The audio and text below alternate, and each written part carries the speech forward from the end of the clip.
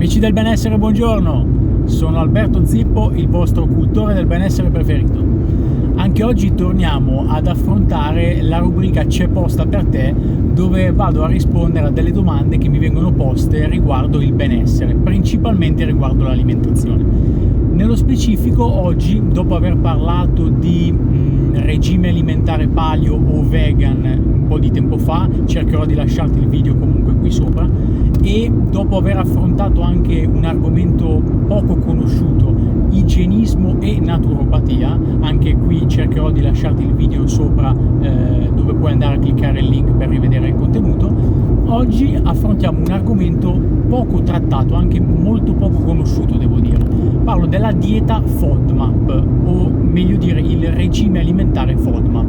Allora, innanzitutto cosa vuol dire? Allora, la dieta FODMAP è una dieta che è stata ideata in Australia nel lontano 2005, dove si è andato a scoprire che eliminando alcuni tipi di alimenti, che tra poco vedremo, si poteva curare la sindrome da colon irritabile. In sostanza, cosa significa FODMAP? FODMAP è un acronimo preso dall'inglese, dove le varie lettere sarebbero fermentable, ovvero fermentati, poi oligosaccaridi, disaccaridi, monosaccaridi, la A sta per end e la P sta per polioli, quindi sarebbe tutto ciò che sono gli oligosaccaridi, monosaccaridi, disaccaridi, polioli fermentati. Questi sono alimenti che possono creare problematiche intestinali. Quindi cosa sarebbe in realtà questa dieta FODMAP? Innanzitutto, cosa sono i FODMAP? I FODMAP sono delle sostanze, degli alimenti che attirano acqua nell'intestino, vanno a richiamare acqua nell'intestino. E questo cosa può causare? Può causare problematiche come gonfiori, dolori addominali, ma anche problematiche un po' più gravi come diarrea o stipsi. Quindi diciamo che se negli ultimi anni sempre più nutrizionisti si sono rivolti a questo regime alimentare, che inizialmente è una dieta, e adesso andremo a vedere il perché, c'è proprio un motivo.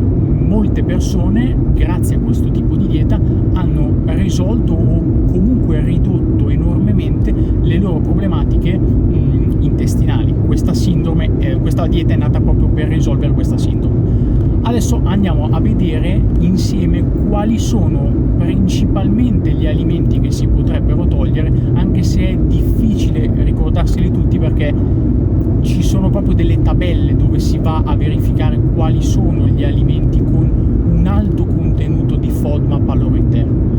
Premessa: in Italia viene indicata dieta FODMAP così banalmente, anche se in realtà in inglese la dieta sarebbe Low FODMAPs Diet, perché si dovrebbero introdurre degli alimenti nella propria dieta con un basso contenuto di FODMAP.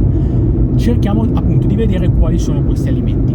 Esistono 5 gruppi di FODMAPs a seconda della loro natura chimica.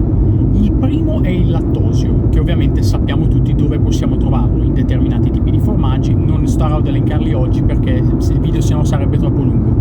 Poi abbiamo il fruttosio, che possiamo trovare non solo nella frutta ma anche in asparagi, carciofi, piselli.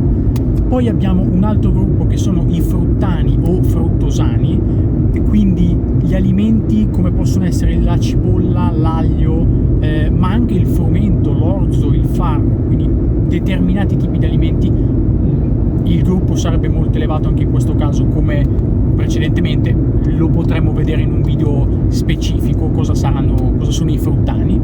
Poi abbiamo i galattani, che possono essere contenuti nei legumi ma anche nel caffè, e infine abbiamo i polioli, che sono molti dolcificanti. Diciamo che anche in questo caso qua sicuramente farò un video dedicato, perché sono elementi che bisognerebbe ridurre dalla propria dieta. Ora, anche in questo caso cerchiamo di affrontare cos'è la dieta FODMAP.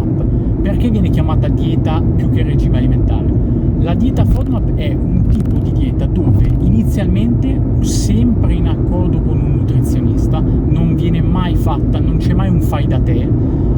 Con il nutrizionista si vanno prima ad eliminare tutti gli alimenti che possono creare problematiche a questa sindrome da colon irritabile, quindi gli alimenti con un alto contenuto di FODMAP. Poi a mano si inseriscono piano piano uno alla volta per vedere quali sono gli alimenti che possono dare problematiche. Poi l'ultima fase è quella ovviamente più duratura, quella che dura per sempre, dove si cerca, passatemi il termine, di convivere con quel tipo di regime alimentare, di tabella alimentare che si può sostenere per il proprio benessere, per il proprio corpo. Quindi non si tratta di una dieta fai da te, non ti consiglio assolutamente di improvvisare, ti consiglio, nel caso se tu dovessi soffrire di questa patologia, di verificare con il tuo nutrizionista se magari potete verificare se sono proprio i FODMAP quello che ti può provocare quel tipo di problematica, e magari puoi togliere semplicemente 2 gruppi dei 5 che ti ho detto, oppure hai da fare una enorme esclusione di alimenti con contenuto di FODMAP molto alto. Spero che questo video breve ma intenso sia stato di tuo aiuto, ti ringrazio come sempre per il supporto. Se non ti sei ancora iscritto al canale, iscriviti cliccando anche la campanella qui sotto, così da ricevere la notifica alla pubblicazione di un nuovo video. Ti ringrazio, un saluto e ci vediamo al prossimo video.